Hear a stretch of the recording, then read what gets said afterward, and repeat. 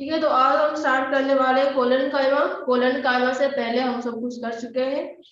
तो कोलन काइमा जो है, कोलन काइमा में क्या है, अगर सेल्स को हम देखेंगे, they are maybe oval cells, ठीक है, they are maybe rounded, oval and rounded cells, they maybe hexagonal cells, ठीक है, तो वो हेक्सागोनल हो सकता है, ओवल हो सकता है, मे बी पॉलीगोनल हो सकता है। तो यहाँ पे ये लिखा हुआ है, it is made up of more or less elongated cells. Cells appear in oval, spherical, rounded और polygonal in shape। तो यहाँ पे शेप क्या कर सकता है, डिफर कर सकता है, ओवल हो सकता है, स्फेरिकल हो सकता है, या फिर पोलीगोनल हो सकता है। तो collenchyma is a living mechanical tissue. तो ये लिविंग मैकेनिकल टिश्यू है।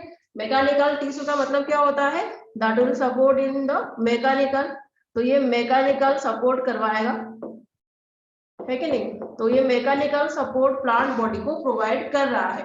तो यहाँ पे अगर आप सेल को देखोगे, ठीक है, तो सेल में क्या होता है, यहाँ पे डिपोजिशन रहता है। किसका डिपोजिशन रहता है, अगर हम मान लो यहाँ पे एक सेल हम ड्रॉ कर रहे हैं, ठीक है, तो यहाँ पे अगर ये एक एक सेल से, एक मिनट,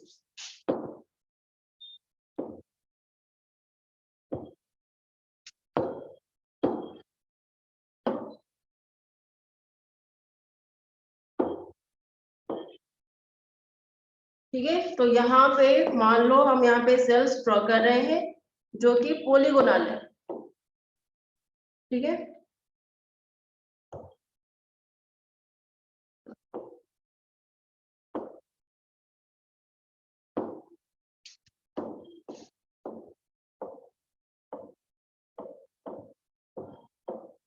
इस तरह से पॉलीगोनल सेल्स किसमें प्रेजेंट है, कोलन काइमा में प्रेजेंट है। तो यहाँ पे बीच बीच में ड्यूरिंग द एजेस, तो यहाँ पे एजेस में हमें क्या मिलेगा, यहाँ पे डिपोजिशन मिलेगा। तो ड्यूरिंग इन देयर एजेस यहाँ पे हमें बहुत कुछ इसका डिपोजिशन मिल रहा है। तो यहाँ पे जो डिपोजिशन है, ये डिपोजिशन किसका है, that is deposition of the pectin substances, ठीक है। तो यहाँ पे पेक्टिन सब्सटेंस का डिपोजिशन मिलेगा टुवार्ड्स द एजेस, ठीक है। तो यहाँ पे टुवार्ड्स द एजेस, यहाँ पे पेक्टिन सब्सटेंसेस का डिपोजिशन मिल रहा है।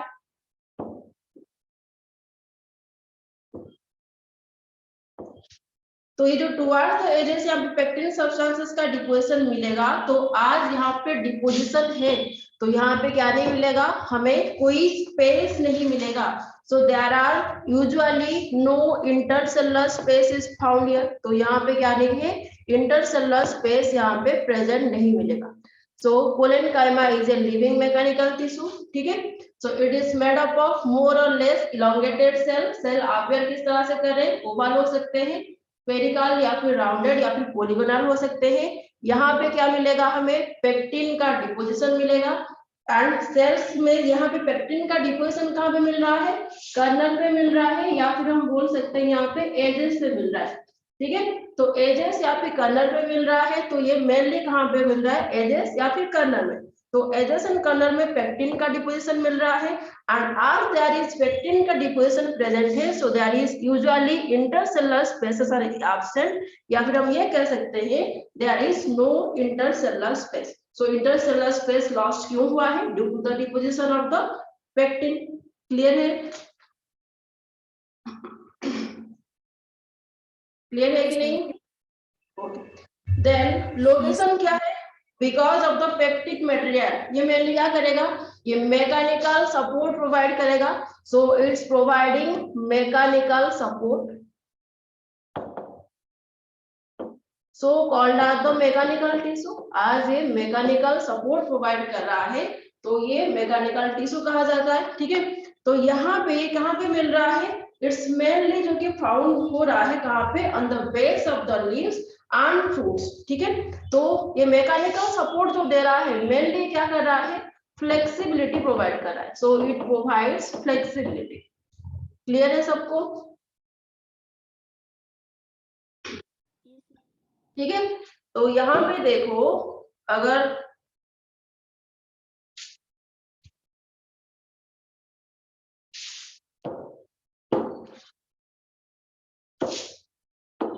ठीक है, यहाँ पे देखो कोलन काइमा का यहाँ पे डायग्राम दे रखा है, ठीक है। कोलन काइमा में यहाँ पे देखो सेल वॉल प्रेजेंट है, सेल वॉल में यहाँ पे देखो ये जो थिकन कॉर्नर से बीच बीच में यहाँ पे कॉर्नर में ही क्या है, यहाँ पे डिपोजिशन है। किसका डिपोजिशन है? पेक्टिन का डिपोजिशन है। तो यहाँ पे देखो बीच में कोई भी स्पेस नहीं है, so there is no intercellular spaces.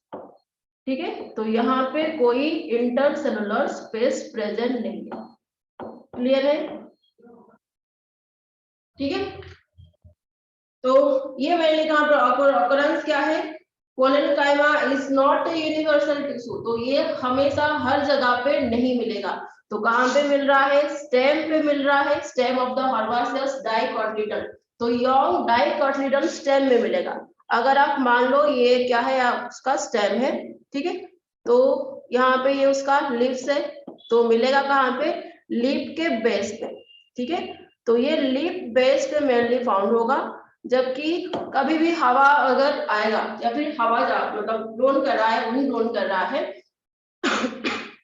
तो क्या होता है, यहाँ पे लीफ इस डायरेक्शन में मूव कर सकता है, उस डायरेक्शन में मूव कर सकता है, दोनों बाय मतलब डिफरेंट डायरेक्शन में मूव करता है, पर कभी उसके बेस से वो टूट नहीं जाता। ठीक है, तो आज यहाँ पे क्या है, कोलेनकाइमा प्रेजेंट है लीफ के बेस में। ठीक है, स्टेम्स ऑफ द हर्बासियस डाइकोटिलीडन या फिर लीफ बेस में आज यहाँ पे कोलेनकाइमा प्रेजेंट है। तो इस लीफ बेस को ये क्या प्रोवाइड कर रहा है? फ्लेक्सिबिलिटी प्रोवाइड कर रहा है। तो इट्स प्रोवाइडिंग फ्लेक्सिबिलिटी।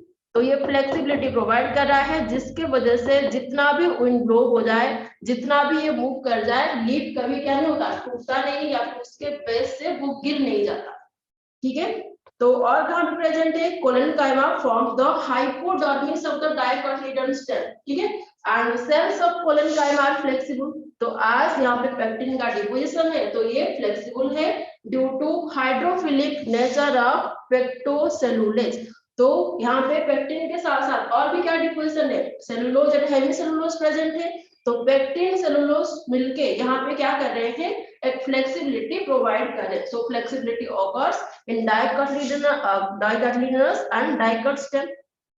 ठीक है, वही लिखा हुआ है, margins of leaf lamina and petiole of leaves also bear collenchyma. It protects the lamina margins by cracking by the action of the wind. तो जबकि wind blown हो रहा है, ये जो मार्जिन है, लीफ का जो मार्जिन है, उसे भी ये प्रोटेक्ट कर रहा है, उसको क्रैक होने से बचा रहा है। ठीक है, एंड कोलेनकाइमा एब्सेंट किस में है? मैच्योर एंड वुडी पार्ट्स में एब्सेंट है। एंड आज यहाँ पे सेकेंडरी ग्रोथ हो जाता है किसमें? मैच्योर एंड वुडी प्लांट के पार्ट्स में, फ्रूट्स एंड मोनोकोटिलीडन्स में। तो यहाँ पे हमें कोलेनकाइमा नहीं मिलेगा। तो कोलेनकाइमा हमें मेनली कहाँ पे मिलता है? In young and dicot stem. Clear है?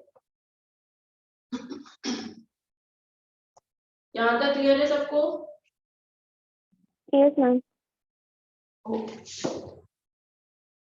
Then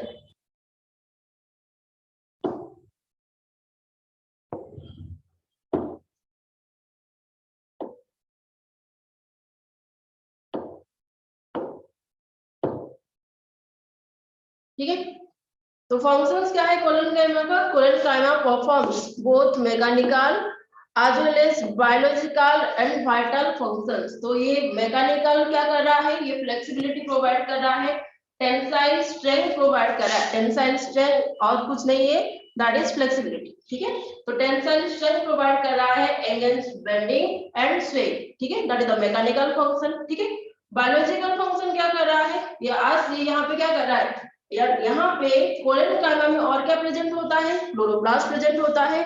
और हमें पता है अगर क्लोरोप्लास्ट होगा तो क्या करवाएगा? वो फोटोसिंथेसिस करवाएगा। तो that is a vital function या फिर बायोलॉजिकल फंक्शन। तो कोलेनकाइमा का मेनली दो फंक्शन है। एक है आपका मैकेनिकल फंक्शन, दूसरा है आपका बायोलॉजिकल फंक्शन। ठीक है, मैकेनिकल फंक्शन क्या है? They provide mechanical support to the growing parts of the plant such as young stem and petiole of a leaf। तो लीफ बेस में प्रेजेंट है, लीफ पेटियोल को ये सपोर्ट कर रहा है, मार्जिन्स को ये सपोर्ट कर रहा है। तो किस में सपोर्ट कर रहा है? In the strength against giving strength या providing strength against bending and strength. तो ताकि वो खराब ना हो जाए, टूट ना जाए, उसके लिए उसे मैकेनिकल सपोर्ट दे रहा है। इट्स गिविंग फ्लेक्सिबिलिटी, है कि नहीं? Then due to the presence of chloroplast, आज इसमें क्लोरोप्लास्ट भी प्रेजेंट है। अगर डायग्राम को दूसरी बार देखोगे, ये वाला दिख रहा है? तो यहाँ पे देखो बीच बीच में क्या है, यहाँ पे क्लोरोप्लास्ट प्रेजेंट है कि नहीं? यहाँ पे ये वाला, ठीक है। तो ये न्यूक्लियस है, ये क्लोरोप्लास्ट है बीच बीच में, ठीक है। तो क्लोरोप्लास्ट आज यहाँ पे क्लोरोप्लास्ट भी प्रेजेंट है, तो ये क्या कर रहा है, फोटोसिंथेसिस भी कर सकता है। क्लियर है यहाँ तक?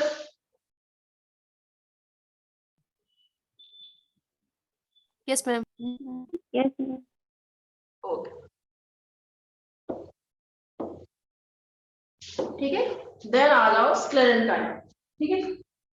तो sclerenchyma is the dead mechanical tissue. इस स्क्लेरेंकाइमा को नॉर्मली क्या कहते हैं, डेड मैकेनिकल टिश्यू कहा जाता है। क्यों कहते हैं देखें। So it's also called as the dead mechanical tissue, ठीक है। तो डेड मैकेनिकल टिश्यू इसीलिए कहते हैं क्योंकि ये मेच्योर होने के बाद डेड हो जाता है due to the deposition of the lignin, ठीक है।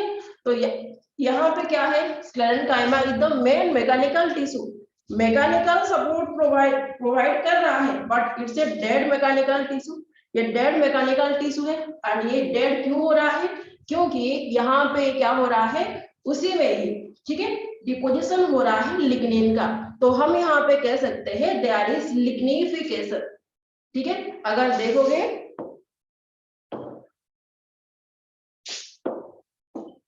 ठीक है, तो अगर हम एक यहाँ पे एक सेल ड्रॉ करेंगे,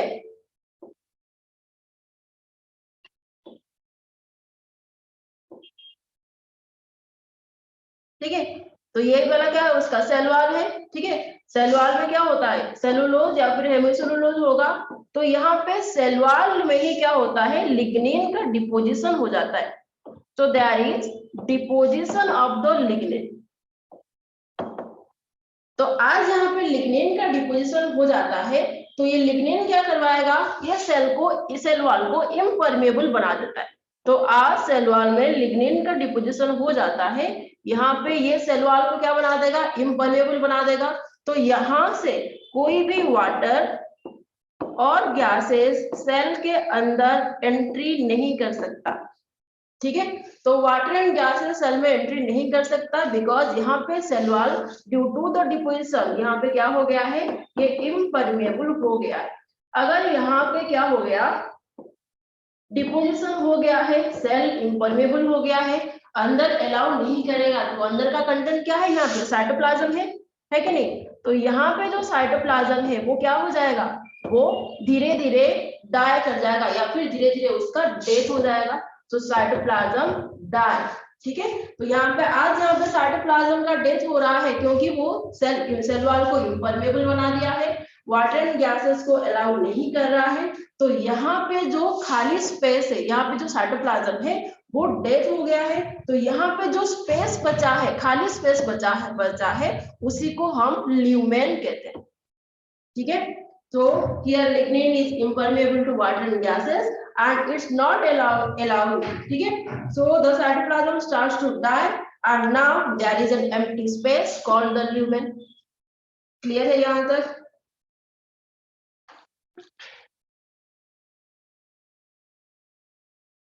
यहाँ तक क्लियर है Yes, सबको?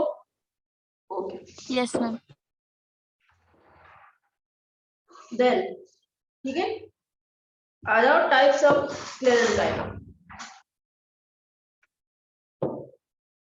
ठीक है। तो यही सब कुछ लिखा हुआ है।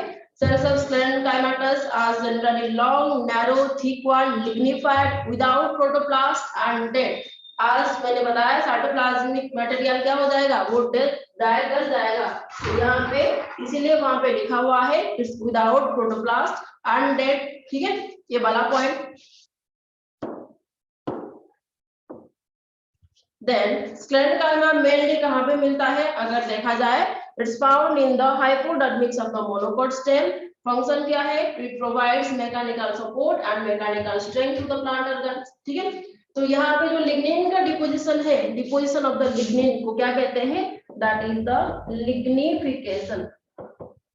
सो it's called as the lignification, that is deposition of the lignin किसमें, cell wall.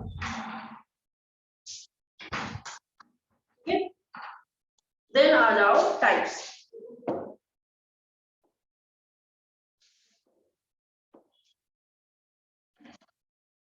So on the basis of variation of form, structure and origin and development, ठीक है, तो हम डिफरेंट टाइप्स का देखेंगे, कोई स्ट्रक्चर से अलग है, डिफरेंट है, कोई ओरिजिन से डिफरेंट है, कोई डेवलपमेंट या फिर कुछ भी से डिफरेंट है।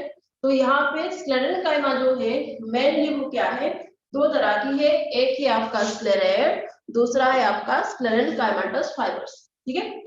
तो स्क्लेरेट किसे कहेंगे, यहाँ पे फाइबर्स जो है वो नॉर्मली किस तरह से होंगे, फाइबर्स लाइक होंगे। स्क्लेरेट का मेनली क्या होता है, डिफरेंट टाइप्स ऑफ सेल्स होते हैं। तो स्क्लेरेट एक ही तरह के शेप में कभी भी एग्जिस्ट नहीं करता, that having different types of cells. तो स्क्लेरेट में देखो लिखा हुआ है यहाँ पे, these are small dead extremely thick wall, and यहाँ पे लिग्निन का डिपोजिशन एक्सट्रीम क्या किसमें होगा, उसके सेल वॉल में हो रहा है। तो यहाँ पे सेल वॉल को वो थिक बना दिया है, सो इट्स हाईली थिकेंड। तो ये हाईली थिकेंड है and generally their ends are not pointed. तो यहाँ पे स्क्लेरेट्स हमेशा क्या मिलेगा, इस तरह से ओवल मिल सकता है, ठीक है, या फिर स्टार शेप का मिल सकता है, इरेगुलर मिल सकता है, कुछ भी मिल सकता है, बट कभी भी उसका जो पॉइंट है, उसका जो एजेस है वो पॉइंटेड नहीं मिलेगा, ठीक है। एंड स्क्लेरेट्स में भी क्या होगा, यहाँ पे पिट्स एंड ल्यूमेन भी प्रेजेंट होगा। तो यहाँ पे देखो ये खाली स्पेस प्रेजेंट है, उसके अंदर है कि नहीं, तो ये that the space is the lumen, and यहाँ पे क्या है उसका, ये जो है उसका जो कनेक्शन है दैट इज द पिट का डिपोजिशन है, and having the thick cell wall due to the deposition of the lignin, ठीक है। तो यहाँ पे कैविटी जो है उसका, आज यहाँ पे सेल वॉल ही ठीक है, तो अगर एक सेल मान लो इस तरह से होगा, उसका सेल वॉल ठीक हो जाएगा ड्यू टू द डिपोजिशन। तो यहाँ पे जो स्पेस बचेगा, जो कि बीच में जो ल्यूमेन प्रेजेंट होगा, वो किस तरह से होगा, स्मॉलर होगा, या फिर हम ये बोल सकते हैं there is the narrow lumen. तो यहाँ पे ल्यूमेन जो है वो नैरो हो जाएगा, छोटा सा मिलेगा एंड स्मॉलर मिलेगा हमें, ठीक है। तो स्क्लेरेट्स आर कॉमनली फाउंड किसमें होते हैं, fruit walls of nuts, pulp of guava, ठीक है, पियर में होता है, सपोटा में होता है, जिसे स्टोन सेल्स कहते हैं, सीड कोट में प्रेजेंट होता है, legumes and leaves of the tree में प्रेजेंट होता है। बट अगर देखा जाए there are different types of sclereids, तो यहाँ पे वो समराइज करके लिखा हुआ है, बट अगर शेप के हिसाब से देखोगे तो there are different types of the sclereid. क्लियर है यहाँ तक? Yes, ma'am.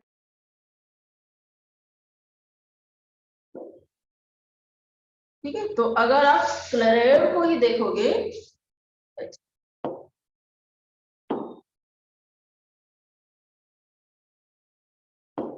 ठीक है,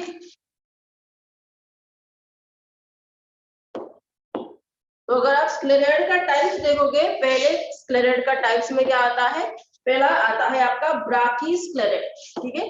तो फर्स्ट इज द ब्राकीस्क्लेरेट, ठीक है। इस ब्राकीस्क्लेरेट्स को और क्या कहते हैं, it's also called as the stone cells, तो उसे स्टोन सेल भी कहा जाता है। अगर शेप देखोगे ब्राकीस्क्लेरेट का, हमेशा ये इरेगुलर शेप का मिलता है, ठीक है। और हमें पता है यहाँ पे सेल वॉल में क्या होगा, डिपोजिशन होगा किसका, लिग्निन का, तो यहाँ पे लिग्निन का डिपोजिशन होगा, ठीक है। एंड अगर देखा जाए ये कोई भी शेप का हो सकता है, but this having the irregular shape, तो यहाँ पे इरेगुलर शेप का होता है ब्राकीस्क्लेरेट, एंड जिसे नॉर्मली स्टोन सेल्स कहते हैं। तो मिलता कहाँ पे ये brachysclereid, mainly found in pulp of guava, so it's found in pulp of guava, sapota and pear, ठीक है। इसके पल्प में मिलता है, that these are called as the stone cells and also called as the brachyschlerates। Clear है सबको? Yes, ma'am. ठीक है। देन सेकेंड टाइप में क्या आएगा, second type is the macrosclereid, second type is the macrosclerate,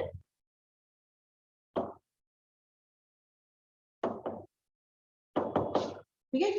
तो इस मैक्रोस्क्लेरेट में क्या होता है, नॉर्मली सेल का अगर शेप देखोगे is a large column like cells, तो यहाँ पे लार्ज मिलेगा, कलम लाइक सेल्स मिलेगा, and that is the lignification in the cell wall. तो यहाँ पे सेल वॉल आपको लिग्निफाइड मिलेगा, हैविंग द नैरो लुमेन, क्योंकि स्क्लेरेट्स का कैरेक्टरिस्टिक है कि नैरो लुमेन है एंड सेल्स यहाँ पे थिकर होगा। तो यहाँ पे सेल थिकर है, लुमेन नैरो है, सेल का शेप किस तरह से है, लार्ज एंड कलम है, ठीक है।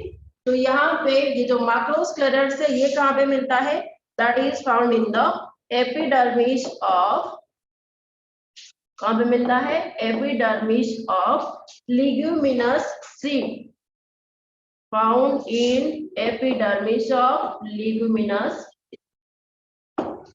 ठीक है, क्लियर है।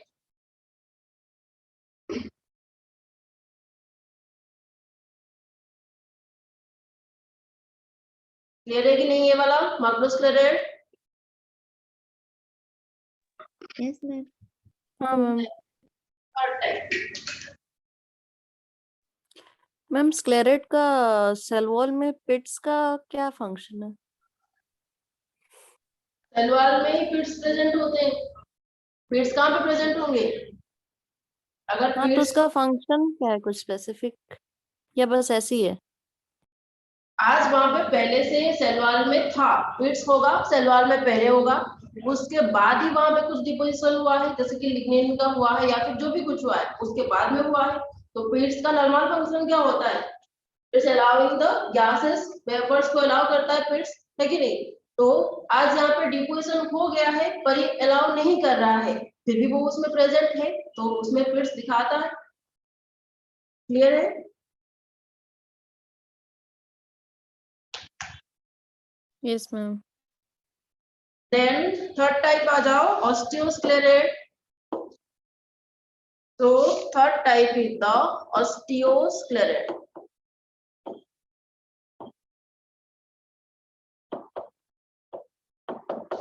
तो ऑस्टियोस्क्लेरेट में क्या, इसका नाम ऑस्टियो क्यों है, क्योंकि ये जो सेल का शेप है ये बोन लाइक है, एक लॉन्ग बोन लाइक है, इसलिए उसे ऑस्टियोस्क्लेरेट कहा जाता है, ठीक है।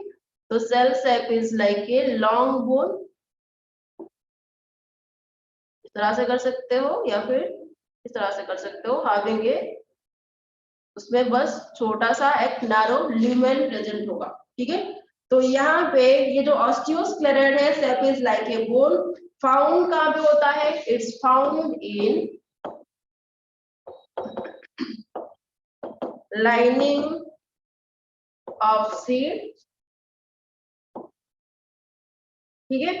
तो सीड के लाइनिंग में मिलता है, मेनली कहाँ पे मिलेगा, epidermal of the leguminous seed, so it's found in epidermis of leguminous seed,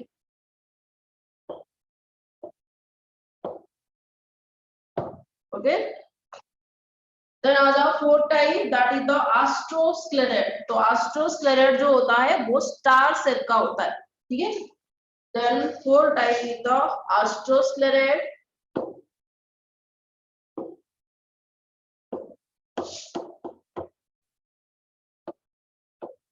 एस्ट्रोस्क्लेरेट, ठीक है।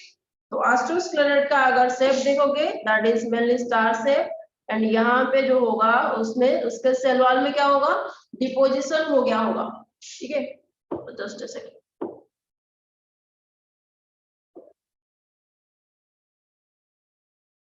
ठीक है। तो यहाँ पे सेल वॉल या फिर उसके आर्म्स में ही क्या होगा, जैसे कि स्टार शेप का आर्म्स होते हैं तो इसके आर्म्स में ही डिपोजिशन हो गया होगा, एंड बीच में जो स्पेस होगा that is lumen, and it's lumen is also narrow. तो यहाँ पे ये जो एस्ट्रोस्क्लेरेट है तो ये कहाँ पे मिलता है, टी लीव्स में, तो फाउंड इन टी लीव्स। तो वहां पे क्या किया है, बस समराइज करके दे दिया है। क्लियर है यहाँ तक?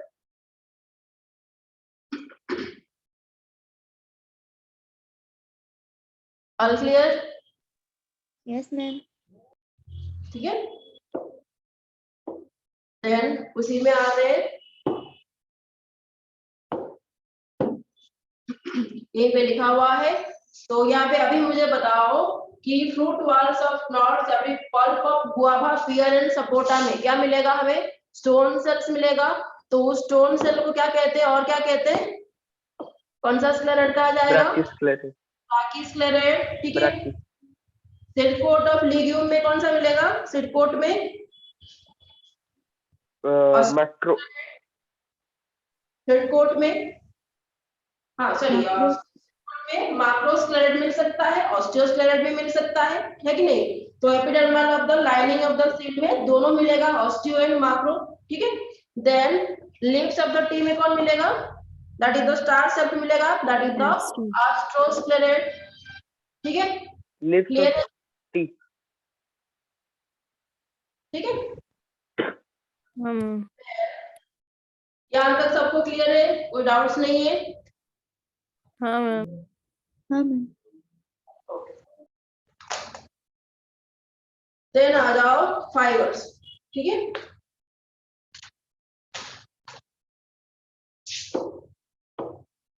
तो स्क्लेरेंकाइमेटस फाइबर्स, तो स्क्लेरेंकाइमेटस फाइबर में क्या होगा? The fibres are thick walled, elongated and pointed cells. अगर फाइबर्स का देखोगे तो किस तरह से होंगे? ये थिक वॉल्ड होंगे, पॉइंटेड होंगे एंड इलोंगेटेड होंगे। ये उसका उल्टा है। स्क्लेरेट्स में क्या होता है? इरेगुलर होता था, या फिर ओवल शेप का होता था, या फिर सिलिंड्रिकल होता था, बट कभी भी उसमें पॉइंटेड नहीं मिलता था सेल, या फिर उसके एजेस कभी भी पॉइंटेड नहीं होते थे। पर यहाँ पे स्क्लेरेंकाइमेटस फाइबर्स का अगर देखोगे तो यहाँ पे हमें क्या मिलेगा? पॉइंटेड सेल्स मिलेंगे, लाइक दिस, ठीक है। यहाँ पे भी क्या होगा? डिपोजिशन होगा, बट यहाँ पे थिकर डिपोजिशन होता है, किसमें? स्क्लेरेट्स में, जिसके वजह से उसका सेल वॉल जो है वो थिक हो जाता है, बट यहाँ पे उतना थिकर डिपोजिशन नहीं है। तो अगर कंपेयर करोगे फाइबर्स एंड स्क्लेरेट्स को, यहाँ पे हमें ल्यूमेन, दोनों में ल्यूमेन मिलेगा, बट ल्यूमेन ज्यादा नैरोर किसमें होगा? स्क्लेरेट्स में होगा, ठीक है। So these are the fibres that thick walled, elongated and having the pointed ends, ठीक है। So fibers are longest cell in the plant body, जिसमें both the ends tapering होता है। यहाँ पे दिख रहा है both the ends उसका tapering है due to the thick cell wall, ठीक है। तो lumen उसका क्या हो गया है? reduce हो गया है and generally occurring in groups in various parts of the plant। तो अगर fibers को देखोगे तो ये particularly एक जगह पे नहीं मिलेंगे, different parts में मिलेंगे, ठीक है। एंड सेल वॉल में यहाँ पे भी हमें क्या मिलेगा? पिट्स मिलेगा, ठीक है। नेक्स्ट पे उसका डायग्राम है, देखो यहाँ पे नैरो ल्यूमेन है, ठीक है। लिग्निफाइड थिक वॉल है, यहाँ पे बीच बीच में देखो यहाँ पे पिट्स प्रेजेंट है, ठीक है, ये वाला। तो देयर इज पिट्स, बीच बीच में यहाँ पे पिट्स प्रेजेंट है, लिग्निफाइड थिक वॉल है एंड नैरो ल्यूमेन प्रेजेंट है, ठीक है। तो पोजीशन क्या है? यहाँ पे सरफेस फाइबर्स हो सकते हैं, जो कि मेनली कहाँ पे मिलेंगे? सरफेस ऑफ द सीड पे, सीड के सरफेस पे मिल सकते हैं, फ्रूट के सरफेस पे मिल सकते हैं। And these fibres are also called the filling fibres, ठीक है। आज वो सरफेस पे मिल रहे हैं एंड वो क्या कर रहे हैं? फिल कर रहे हैं सरफेस को। तो सीड सरफेस पहले आते हैं टाइप्स में, सीड सरफेस फाइबर्स, ठीक है। तो सीड सरफेस फाइबर्स का एग्जाम्पल कौन है? कॉटन फाइबर्स है। तो कॉटन फाइबर जो होते हैं वो नॉर्मली सीड कोट का ही आउटग्रोथ है। तो cotton fibres are outgrowth of the seed coat या फिर टेस्टा का है। तो यहाँ पे कॉटन फाइबर्स में मेनली क्या होता है? सेलुलोज होता है and these are non lignified, ठीक है। तो अगर हम इसे नॉन लिग्निफाइड बोल रहे हैं तो ये फाइबर्स में कैसे आएगा? क्योंकि ये फाइबर्स में क्या होता है? लिग्निन का डिपोजिशन होता है, लिग्निफाइड भी होता है, तो इसलिए कॉटन फाइबर्स को ट्रू फाइबर्स नहीं कहा जाता। So cotton fibres are not true fibres as they are non lignified, ठीक है। तो टू टाइप्स ऑफ फाइबर्स मिलता है कॉटन में, लॉन्ग फाइबर्स को लिंट कहते हैं एंड स्मॉलर फाइबर्स को या फिर स्मॉल फाइबर्स को फॉल्स कहते हैं, ठीक है। तो लिंट फाइबर्स जो कि लंगर होता है वो कॉटन या फिर क्लॉथ इंडस्ट्री में यूज किया जाता है एंड फॉर फिलिंग फाइबर, जैसे कि जहां पे हम कुछ ऐसे बनाते हैं जैसे कि कुछ फिल करना है, पिलो वगैरह हुआ, ठीक है, गद्दा हुआ, उसमें क्या होता है? बस थ्रेड की जरूरत नहीं है, बस फिल कर दो। तो फर्स्ट को फिलिंग के लिए यूज करते हैं एंड लिंट को क्लॉथ इंडस्ट्री में यूज करते हैं, ठीक है। Then coir of the coconut, coir of the coconut क्या है? हस्क है कि नहीं? कोकोनट हस्क है। तो हस्क हमें बाहर से ही दिखता है एक फाइबरस है। तो ये किस कहां से डेवलप हुआ है? मेसोकार्प से तो डेवलप हुआ है, कोकोनट का मेसोकार्प है, but these are fibrous mesocarp, so these are true fibers because they are lignified। आज कोयर ऑफ कोकोनट क्या है? लिग्निफाइड है, तो उसे हम ट्रू फाइबर भी कहते हैं। क्लियर है यहाँ तक?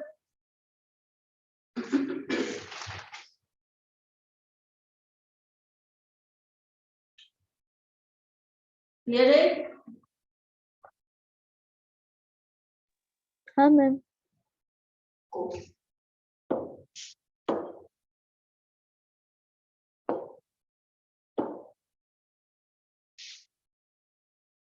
देन आ जाओ जाइलेम फाइबर्स। ठीक है, तो जाइलेम फाइबर्स मतलब यहाँ पे जो कि फाइबर्स का जाइलेम फाइबर्स है, जाइलम में प्रेजेंट होते हैं, जैसे कि हम क्या कहते हैं जाइलेम स्क्लेरेंकाइमा जिसे कहा जाता है। ठीक है, एंड फ्लोएम में अगर प्रेजेंट है उसे फ्लोएम फाइबर्स कहते हैं या फिर फ्लोएम स्क्लेरेंकाइमा कहते हैं।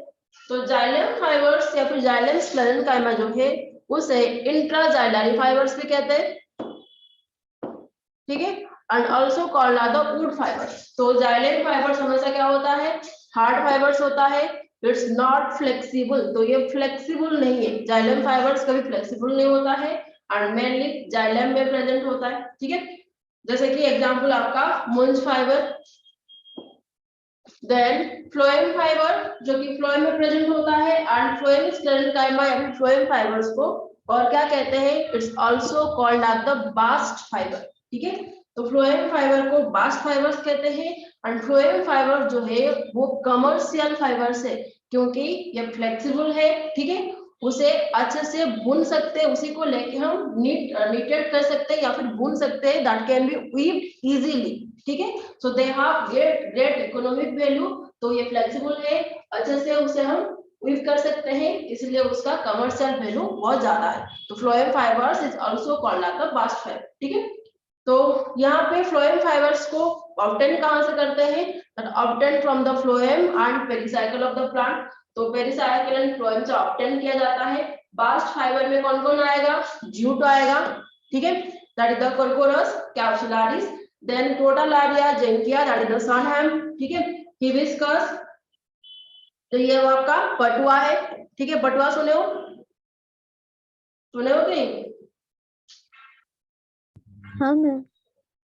so that these are obtained from the phloem या फिर these are the phloem fibers। तो ये phloem से obtain होते हैं, जिससे हम क्या करते हैं, फाइबर्स बनाने के लिए, रोप बनाने के लिए, ठीक है, या फिर जैसे कि हैट वगैरह बनाने के लिए, या फिर मैट भी उससे बनता है, जूट का मैट भी बनता है। ठीक है, तो ये सब बनाने के लिए हम उसे यूज करते हैं। ठीक है, then and bast of hemp, जो कि हेम्प एंड फ्लाक्स जो है these are obtained from the pericycle। तो कुछ होते हैं फ्लोएम से obtain करते हैं और कुछ होते हैं पेरिसाइकल से obtain किया जाता है। तो फ्लोएम से जो obtain करते हैं these are the jute, सनहैम का एंड जैसे कि पटुआ का। हेम्प से कौन है, फ्लाक्स से एंड हेम्प है।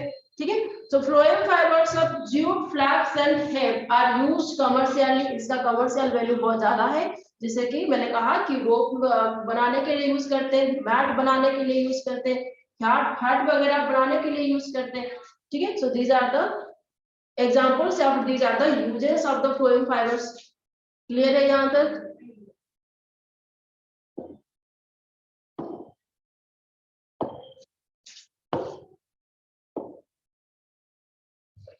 क्लियर है यहाँ तक? All clear?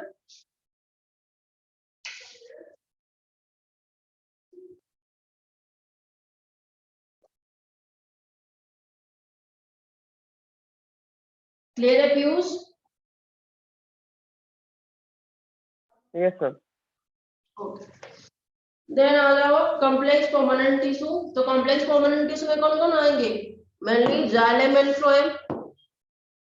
ठीक है, सो यहाँ पे अगर कॉम्प्लेक्स परमानेंट टिश्यू में देखोगे तो कॉम्प्लेक्स परमानेंट टिश्यू कॉम्प्लेक्स क्यों कहा गया है, because there are different types of cell. अगर एक ही तरह के सेल होते या फिर वन टाइप्स ऑफ सेल होते, we call it as the simple permanent tissue, but complex permanent tissue है, so there are different types of cells and those work together as a unit। तो different types of cells है, but वो एक साथ काम कर रहे हैं या फिर एक as a unit वो फंक्शन करते हैं। तो कॉम्प्लेक्स टिश्यू जो है वो एब्सेंट है गामेटोफाइट में। तो नॉर्मली कॉम्प्लेक्स टिश्यू प्रेजेंट किसमें होते हैं, हेटेरोजेनस है। ठीक है, गामेटोफाइट्स में एब्सेंट होते हैं, तो ये मैच्योर होने पर ही क्या करते हैं, ये प्रेजेंट होते हैं। या फिर मैच्योर प्लांट में हमें मिलेगा, वो एंजियोस्पर्म हो सकता है, जिम्नोस्पर्म हो सकता है, बट एक गामेटोफाइट्स में प्रेजेंट नहीं होता है। ठीक है, तो यहाँ पे क्या है, कॉम्प्लेक्स टिश्यू को क्या कहते हैं, वास्कुलर टिश्यू कहते हैं, अनकंडक्टिंग टिश्यू कहा जाता है। तो vascular tissue and conducting tissue क्यों कह रहे हैं, क्योंकि अगर बेसिक फंक्शन देखोगे जाइलम का, तो जाइलम का फंक्शन क्या है, that is conduction of the water, तो ये वाटर कंडक्शन करवाता है कि नहीं। एंड फ्लोएम का अगर फंक्शन देखोगे, that is the function is the conduction of the food, तो ये फूड कंडक्शन कर रहा है, ये वाटर कंडक्शन कर रहा है, सो दोनों को मिला के हम क्या कहते हैं, these are conducting tissues and और these are the vascular tissues. Clear है?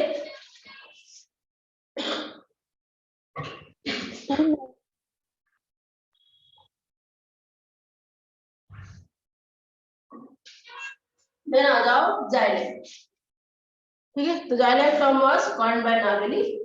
तो फंक्शन क्या है, conduction of the water and mineral sources upward from the root to the xylem to the stem and leaves